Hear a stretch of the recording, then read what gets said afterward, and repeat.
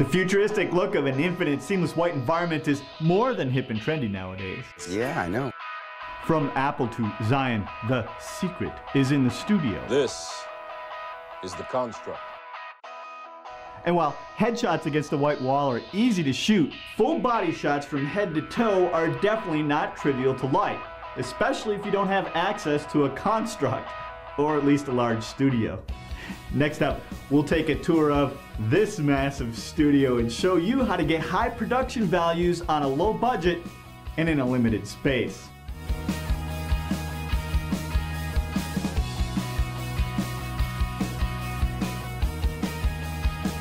Infinite White is more than hip and trendy. It's got a clean professional look that really gives you a lot of freedom in editing.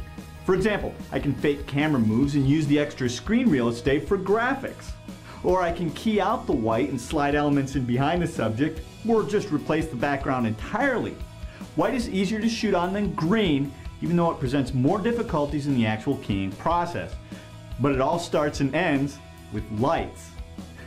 The vast studio space I'm standing in right now doubles as a small, fully functional one-car garage, complete with central air, washer, dryer, gardening implements, power tools, workbench, and all the crap that Floridians can't put in their basement, because no one here has a basement. The carport is 20 feet long and 15 feet wide. I'm standing about 12 feet from the camera right now, which is necessary for the full body shots, but the camera can easily be moved forward as well. The secret to creating this environment, or any other, is light, and lots of it. Mounted on floor-to-ceiling PVC posts spaced at about 1 foot intervals, I've attached 5 lights on each side to illuminate the background. These are the cheapest clamp lights I could find, $7 each. They take a standard screw-in light bulb, but I'm using 23 watt compact fluorescents, or CFLs, which are about equivalent to a 100 watt incandescent bulb. I'm using CFLs not for their energy savings, but because they don't draw much power, and a couple of dozen won't blow my residential breakers. They're also really nice because they don't generate much heat, which is a huge deal-breaking downside to using standard studio tungsten instruments. I also have 2 more of these clamp lights aimed at the floor on each side to eliminate shadows. One important note, do your homework and watch the color temperature on the CFLs. Make sure they match each other. I happen to like soft white because they match common household incandescents and halogen shop lights. So it's easy to bring in other sources if you need to. Oh, that's hot.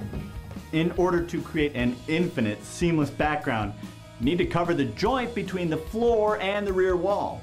I mounted, spackled, and sanded in an 8 by 4 foot flexible piece of textureless paneling that I purchased for $15. It sits roughly 32 inches up the wall and 22 inches out, so it doesn't get in the way too much. A couple of gallons of flat white latex paint on the wall and on the floor was all I needed to finish up the project. The rest of the basic lighting here is arranged in a standard 3-point affair with a 100 watt hair light overhead, a diffused 100 watt fill, which is a cheap paper shade floor lamp, and finally 500 watts of CFLs in a butt ugly floor lamp that I got for $5 at a garage sale. Let's total things up. We have 15 clamp lights at $7 each, which is $105. 2 cheap floor lamps, which are worth $20 together. 21 CFLs for about $60. A piece of 8 by 4 paneling for $10. 2 gallons of paint for $20, and a canvas drop cloth for $20. Altogether, that's $235, including stuff that I already had lying around, like spackles, sandpaper, a paint roller, and PVC pipe.